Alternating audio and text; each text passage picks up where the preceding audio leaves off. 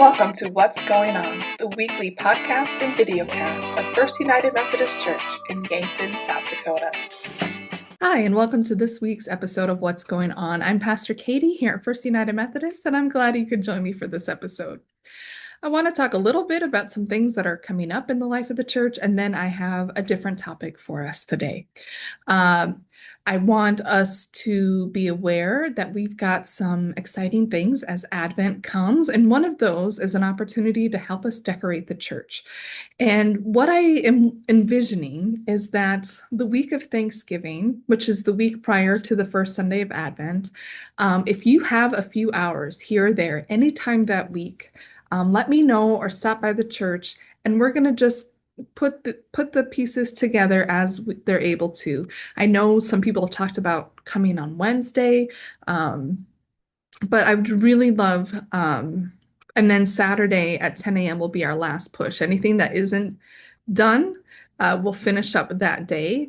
But if you are traveling over Thanksgiving and can't be there over the weekend, but you could come on Monday, Tuesday, Wednesday, Thursday, we're not going to do anything. That's Thanksgiving. Please, please, please, please come. Be part of that. Help get our church ready for Advent and Christmas. So that's one of the things. We also have Loads of Love coming up this month. We have a fifth Sunday bucket offering at the end of November. That's going to go to the patrons of the Human Services Center. We are taking both monetary donations as well as items. And so if you were in church on Sunday, you would have seen in the bulletin the list of items that we are looking for. But you can also find that on the mission table, and the box to donate them is there on the mission table. But we want to be a blessing to the patients out at the Human Services Center this holiday season. And so that is our mission focus for November. We are also wanting to put in your mind that Angel Tree is coming back. Again, we do Angel Tree for the children of Milks Camp. These are children that are part of the tribes, but do not live on one of the reservations that gets served by the Shoebox Christmas that the Dakotas Conference of the United Methodist Church does. So the conference handles and works with our mission outpost to do Shoebox Christmas for children who are, part of the tribal nations on our reservations. But there's a group, and if you want to go back, there is a podcast that I did early on with Jane Gilmore explaining kind of how this group sort of got left behind a little bit. And it has to do with reservation lines changing. They were on the reservation, and then the lines got moved. They were no longer on it, but they're still part of the tribes, still needing this. And so once we get those lists, we will have the Angel Tree up and going. And so we want you to be aware of that as well, that if you can make that part of your Christmas giving this year, that would be great. We don't want any of the children of Milks Camp to be left behind. You can also donate monetarily to that. If you are not sure what to buy, not sure what gifts to get, I know our youth group in the past has done some shopping. I think sometimes it's helpful to have teenagers shop for teenagers. They know what they like. But we want you to be kind of putting that in your mind. Also, I am so excited. I've got some new Advent studies that are coming. So my Tuesday lunch study is going to be doing a video series on the voices of Advent, I think is what it's called. And that's going to start the end of November, the first week of Advent. And so you would be welcome to that Tuesdays at noon. And then on Sunday mornings, starting again the first Sunday of Advent, which is November 30th, I'm trying something out. I mean, we're going to give it a go. What I'm envisioning is Sunday school for the family, and it's for all ages. It's for grandparents, it's for parents, it's for kids. And we're going to be doing a study that is based on and looking at the Christmas story as expressed in The Grinch, Dr. Seuss's How the Grinch Stole Christmas, and looking at the themes that we see in Christmas also that show up in that story. And so it's an opportunity for It's kind of Sunday school for all ages, Sunday school for families, but everybody is welcome. And so I'm going to be partnering with our new children's ministry coordinator, Brooklyn Glazer. This is a really exciting announcement. Brooklyn has just recently been hired by the SPRC to fill that role. So she'll be starting that in December. And we're going to be working together to create this. And there might be some times where she'll take some of the kids and I stay with the adults, or we might look at how we keep everybody together. But it's just going to run those 4 weeks of Advent from 8:30 to 9:30 in the morning. Again, it is open to everybody. You don't need to have kids to come to this. Everybody can learn something from this. But I just think it's an opportunity for us to try something for the whole family on Sunday mornings. And so why don't you give that a go? Why don't you try this experiment with me? Especially those of you who are already coming to my Sunday morning classes. Why not? Why not? We've been really heavy doing Richard Rohr's The Tears of Things, which has been so good, so good. This will be a little bit lighter hearted. Still has some profound truths in it. It's done by Matt Rawle, who's clergy and just fantastic at taking like popular stories and ideas and notions and really digging out the truth in them. And so it's similar to my Finding Faith in series that I did a couple years ago. So anyway, I'm really excited about that. We'll be sending out some special invitations. You're going to start to see it run on the announcements, but consider at least for the season of Advent, adding in a study, adding in another opportunity to dig in, because again, I think it's so important for us to be grounded in the season of Advent and Christmas, not just in sort of what I think of as secular Christmas with Santa Claus and gifts and, all of that, but also really being grounded in the Christmas story that we as Christians hold. I mean, this is our story. This is who we are. And so I would strongly, strongly encourage you to consider joining me for one of those. Also, don't forget at the end of November is Pastor Book Club, and we're doing a book by Hadley Vlahos, which is called The In-Between, and she is a hospice nurse, and it is her stories of how she became a hospice nurse, her experiences with it and with some of the patients. And I've been listening to it. I listened to it on Audible, and I can't stop listening to it. It's so engaging. It's so good. It's so profound. And I think something that, so many of us have maybe dealt with death in some way, or even hospice, but to hear from someone who that is their daily reality of sitting with people, and to maybe be less afraid of end of life things. And so wonderful book so far. As far as I've got, I would recommend it. And so that is happening at the end of November as well. If you haven't got in your estimates of giving, there's still a couple of days left to do that. That can be useful for our leadership team. We also still have 2 openings on leadership team for finance and for SPRC. So please, if you feel that spirit nudging you, please consider applying for that so that we have a full slate going into the new year. We're also still looking for someone who would take notes and minutes for the meetings. You get voice, you don't necessarily have to vote. It's not, you can be in the know without having, any of the responsibility of being in the know. So it's kind of the win-win situation there. So if you are interested in that, please let me know as well. All right.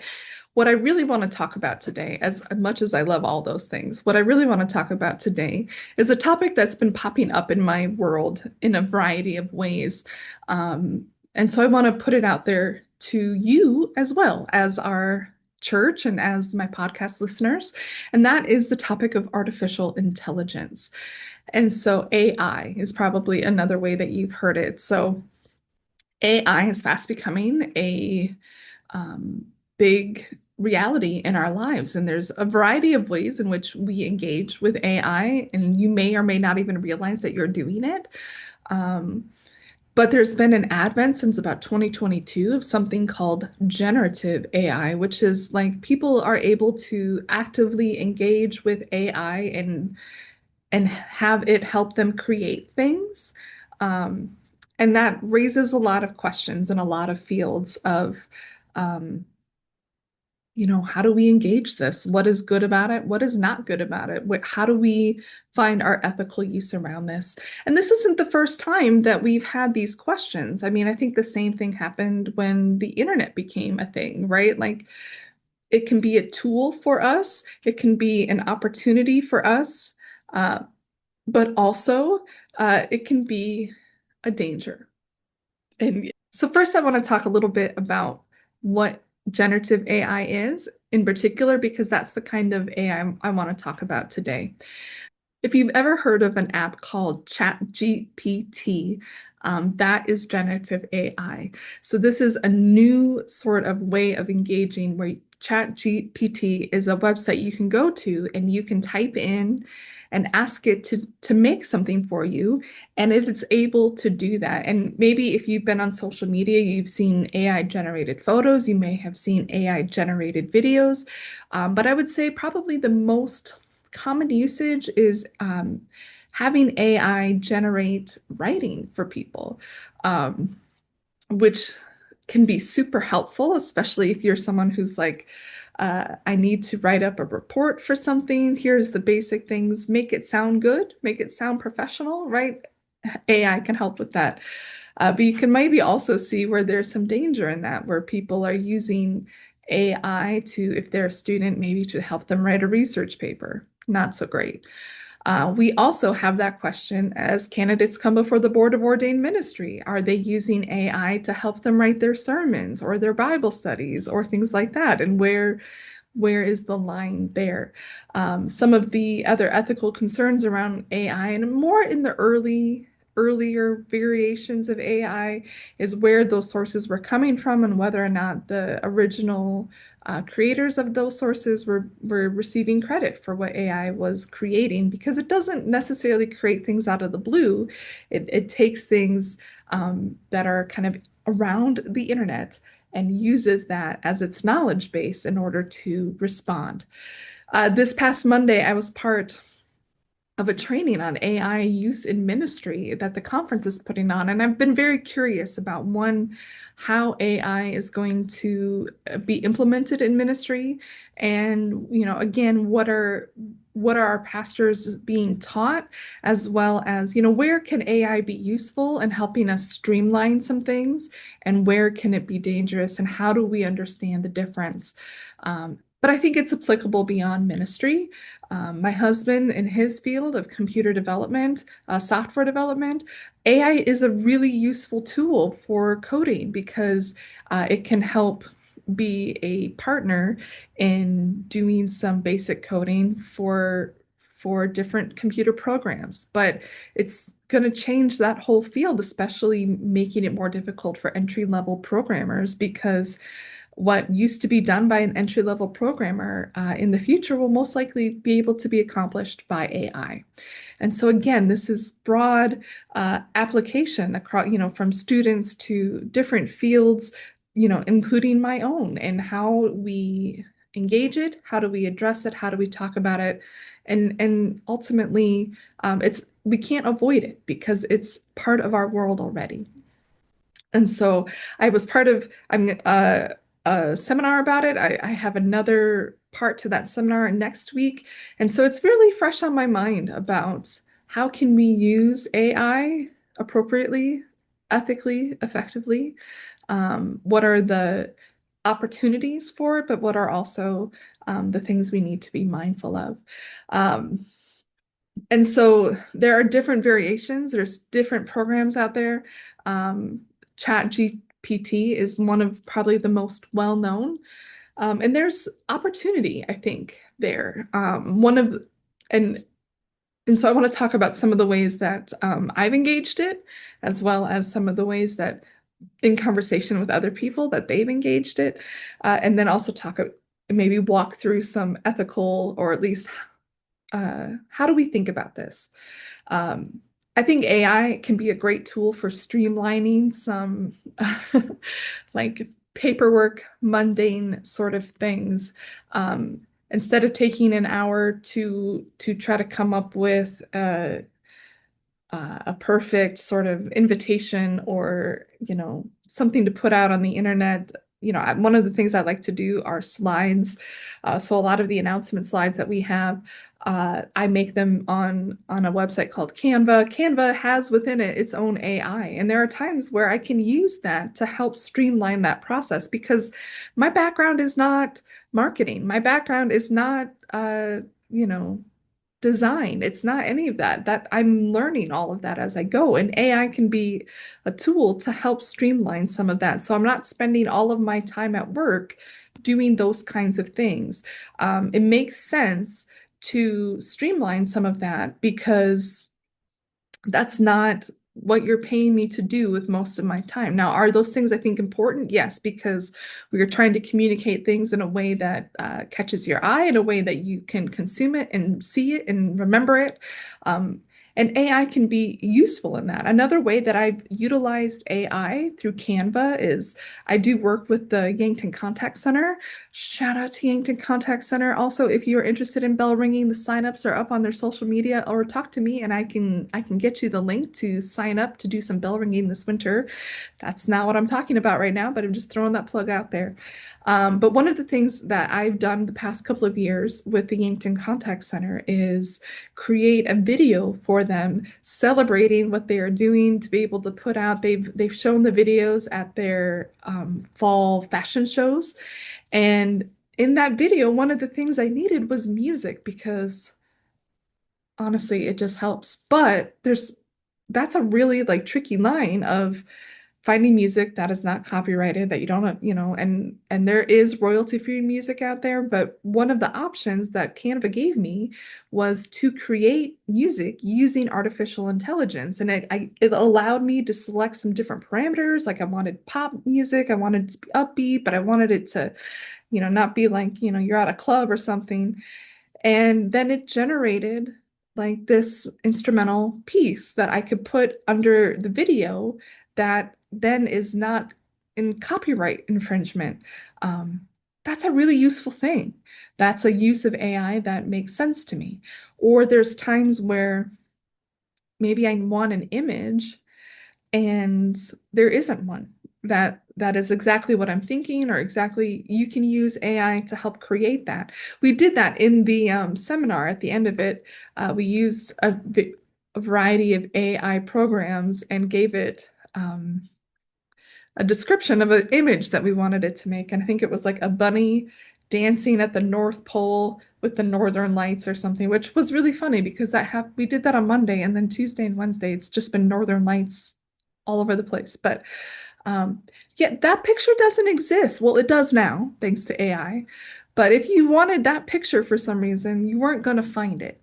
And so I think there are things like that AI can be useful. It can streamline some things. One of the areas that I've used it as well is uh, one of the challenges that I have in ministry, and I think I'm not alone in this, is trying to think up or come up with children's sermons that relate to the sermon that I'm doing, but are applicable to kids that I can communicate well, or that has an object or some way that's engaging. That's not an easy thing. I'm much more comfortable writing sermons for adults than I am trying to communicate those same ideas and concepts to children. And oftentimes I use resources. There's a great website called Sermons for Kids. That's like my first go-to. What has been uploaded? What are people, where have people gone with things? And sometimes I'm able to use that. Sometimes I'm able to build on something that I find there, or go, not exactly that, but that gave me an idea for something else. One of the things that I've been able to do is there's in certain AI programs, I can upload my sermon and then use AI to say, take this sermon and create from it a children's sermon that has an object lesson. That lasts about 3 minutes for kids from this age to this age. And then it spits something out. And I use it in the same way that I would use that website, where I go, oh, that's interesting, but it's directly from my own sermon. It is pulling from my sermon alone and pulling out. And it also helps me find out if my sermon actually has clear ideas, which is another way that you could use AI, is to put in my sermon and then, tell me what the main argument or the main points are of this sermon, and to see if it comes out with the same thing that I thought I was writing.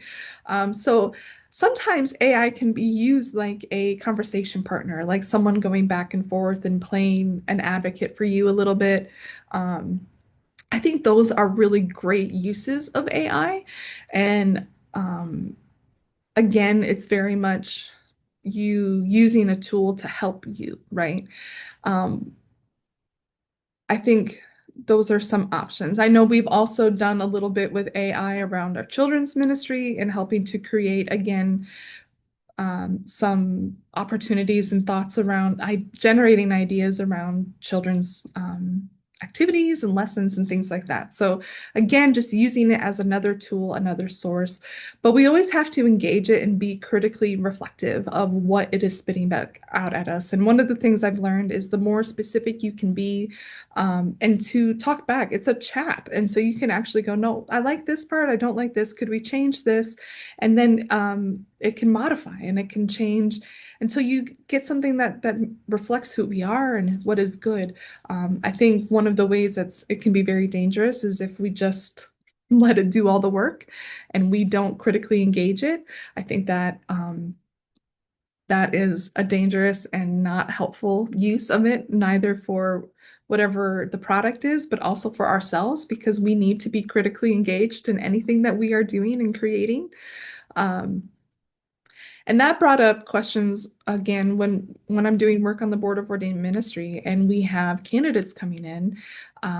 In this last interview round, we talked about AI and we asked candidates to tell us a little bit about, their kind of parameters, their guidelines that they have in their own minds about AI usage and what's appropriate and what's not, and how they got there. And because we're United Methodists, we have a really great tool that our candidates use to help them in that discernment, and that's called the Wesleyan Quadrilateral. And so one of the things we talked about, was and the quadrilateral, and then I would say the other one that really came up quite a bit was our rule of life, the three simple rules: do no harm, do good, stay in love with God. And so really asking the questions of in using AI, what kind of harm can it create in my own life, in those around me, also in the environment? One of the kind of undergirding things right now is AI has an impact on the environment because of the kind of computing power it takes to actually make these things happen. And so be mindful of when we're using AI that we're not doing it frivolously, because it actually has an impact on our earth.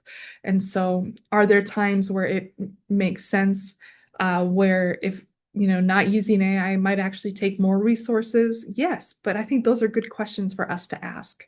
Um, but also, are we using it in a way that it's pulling resources that are not getting credit for the work that they're doing? That can be harmful.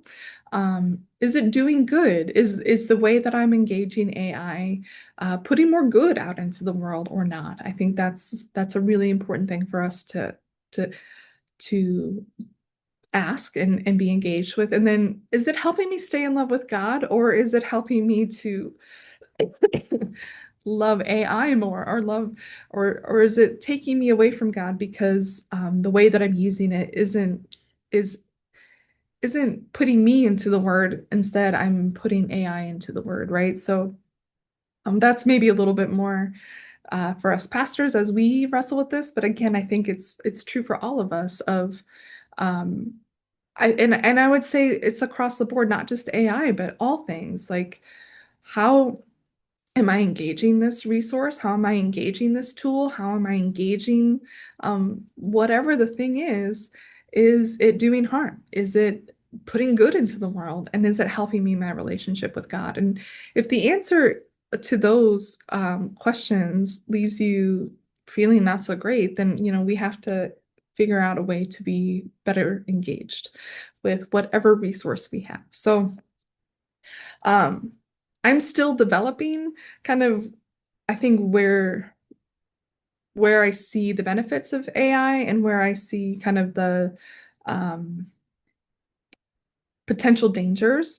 Our Board of Ordained Ministry is going to be developing a policy around AI, especially for our candidates. And really, as they're going through that process, we want to see their work. And so it's probably going to be that when they're coming up for ordination, that AI can't be doing their work. They have to really show that. But that doesn't mean that in ministry, there won't be times where it makes sense to use that kind of tool, just as we use, I mean, all of this is tools that I use, right?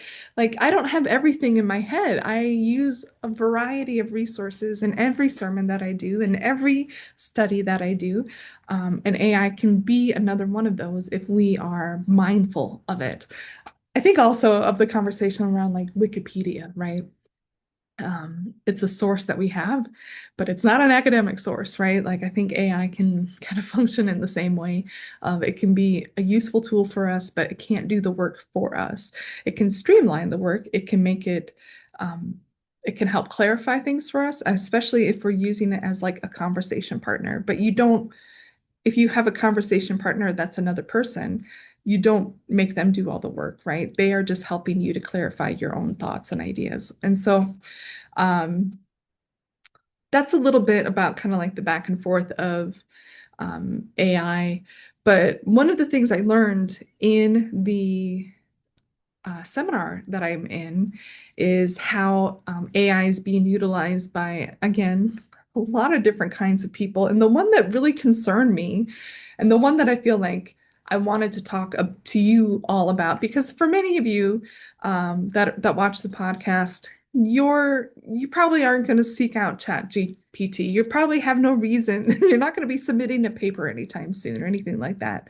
Um, so, how is this going to be relevant to your life? And I think one of the scariest things, and I don't mean to frighten you, but I do want you to be aware of things that can happen, is people using AI for nefarious reasons.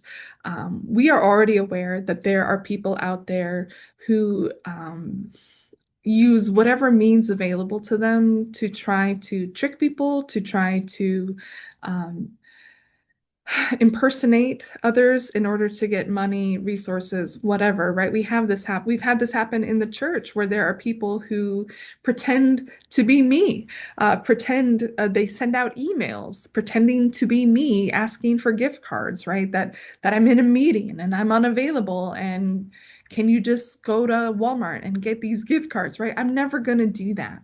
If you get an email, if you get a Facebook Messenger, if you get a text message that says it's me and that's what I'm doing, it's not. It's 100% never going to be me. That's not how I operate. That's not how I work. Um, and I think and it happens periodically that we find this out. If that ever happens, please do let us know at the church so that we can put everybody on guard. Because if it's happening to you, it might be happening to other people in the church. And there's been times where that's gone out, where people thought it really was me. And it just breaks my heart. Like, and because they're so trusting, and because you should be able to trust your pastor, right? But in those moments, that's not your pastor. That's someone who is using that trust, is using that relationship to gain something that they want. Now, AI can take that to the next level, and that's what really scares me. And what is already happening um, is that AI can be used, that if you have a certain amount of recording of someone's voice, you can use AI to then make that person say whatever you want them to say in that voice. And I don't know if you've realized this, we've had over 200 episodes of this podcast that are out in public, which means that people could use my voice, use AI to make my voice say anything. And then you could get a call from what sounds like me asking you for money, for gift cards, for whatever. And it sounds like me. That's scary to me, because we maybe have learned to be on guard about, Facebook accounts that don't seem like the person. We've learned to be on guard about emails. And again, always check the email address. Always, and if you are unsure, call the church. always just call the church. Lisa and I do not mind to be like, hey, I just received this from Pastor Katie, and I just like it seems kind of odd, and I just want to make sure it really was her. And Lisa or I can verify whether or not that really was me. And we have no problem doing that because I would rather you feel confident um, than to just ignore it, um, to know whether or not what is being communicated to you is real. And so um, the same is going to be true, I think, in the future with calling and even with videos. You need to be careful. You go on social media and through AI, you can make people say things that they didn't actually say, right? Like you can make it seem like people are doing things that they're not really doing. And that can be really scary. And so that's to me one of the biggest downsides and red flags is um, the AI can be used for good, but it can also equally be used for not good because it's a tool.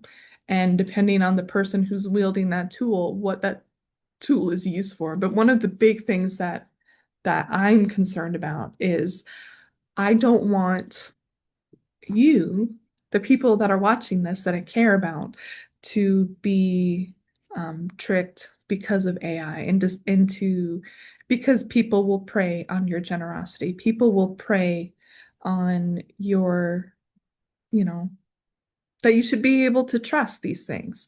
And so my advice to you is whether if you're getting a call and it seems strange and it seems odd and it seems out of the blue, call the person on the number that you know that they have. Especially if it starts off with like, hey, this is so and so. I'm borrowing someone's phone. Call them on the number that you have for them. Check. Make a habit of if something feels off, if someone is asking you for identifying information, money, any of those kind of things, passwords, um, don't click on links in emails. If you get an email that looks legit from your bank or something, always go to your bank website and log in there rather than clicking links in emails. Those are all um, tactics that people use in order to defraud you. And so for me, that's one of the scariest parts of AI. And I didn't even realize until this week about how people are able to use your voice, your image, your video, to make you say and do things that you wouldn't say and do. And so I just want to normalize for all of us. If you have a question about it, if something feels off, if something feels like really, really Pastor Katie would say that, or this person would double check, call the person, call the institution, go, like cease the conversation, don't respond to the email, and go directly to the source to verify because it's so easy. It's so easy to be deceived. And it breaks my heart that there are so many people that is what they're using their time and energy for. These are people that need Jesus, right? And so, as I continue to learn more about it, obviously, I would love to continue to have conversations with all of you about this and how it shows up in your life and the wrestlings that you've had with it. I just think this is a really good opportunity for us to think ethically and to develop that intentionally, how we interact with the technology that we have available to us because it's constantly changing. And just because it's there doesn't mean it's good. And just because it's there doesn't mean that it's a free for all.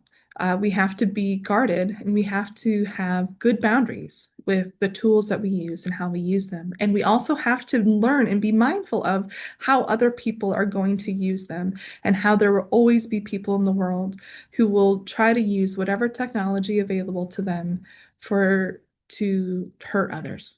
I mean, I think there's just no way around that. And we need to be mindful and protect one another in that.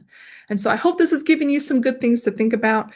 It's definitely something that's been on my mind. And again, I invite conversation around it. So if you have more questions, please let me know. Again, never hesitate to reach out to the church to say, hey, I received this call. Hey, I received this email or this text message or Facebook message that seems really odd.